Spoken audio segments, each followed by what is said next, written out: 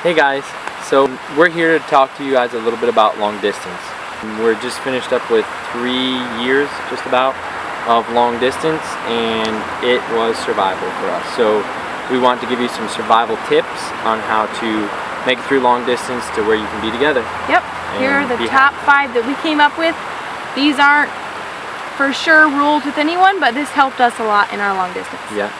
So the first one, I would say, if you're lucky enough to prepare for long distance, is to really build a trust between each other, and that can be your own interpretation in your own relationship what that is, but really for us it was me getting to know Valerie spiritually and emotionally, and that was done outside of physical intimacy, and I think that's huge to really building a strong trust in a relationship. Yeah. So and then that was a good one. Yeah, and then the second one is doing things together, and that sounds strange when during the long distance. Yeah, it sounds strange doing it long distance, but things that we found out, for example, was running together. We had a run keeper app, and we would track our runs, and we would go on runs and then kind of come back and like FaceTime or call and talk about how we did on the run. So it's kind of like a personal way to do a hobby but together. And then also make the same meal. So go out and buy the same groceries and make the same meal, so you kind of feel like you're having dinner together. And those are sort of things that we just kind of figured out that we like to do. Yeah, but it's a lot of fun. And so that was personal to our relationship. So it might be completely different for you guys, but it's important to find those. The next one is communication.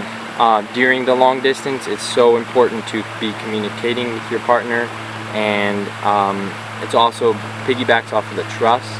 Just really communicate how you're processing the long distance and the relationship as it grows, because it should be growing even through long distance. It's so challenging. Yeah. But you guys can do it. And we did it.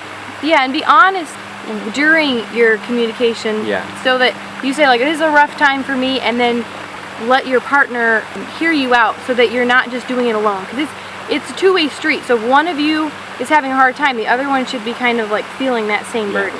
Yeah. And then the fourth tip that we kind of learned or process is allowing your partner to be to their full potential.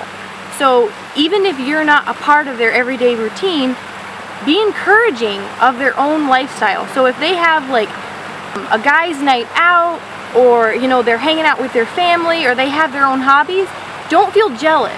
Be really happy they get to have a fun time in life. So the more you encourage them to enjoy life. Yeah, and those are in hobbies and everything.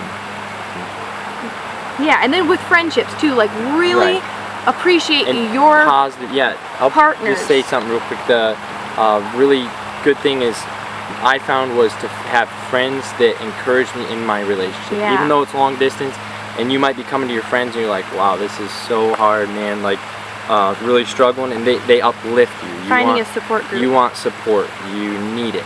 It's crucial.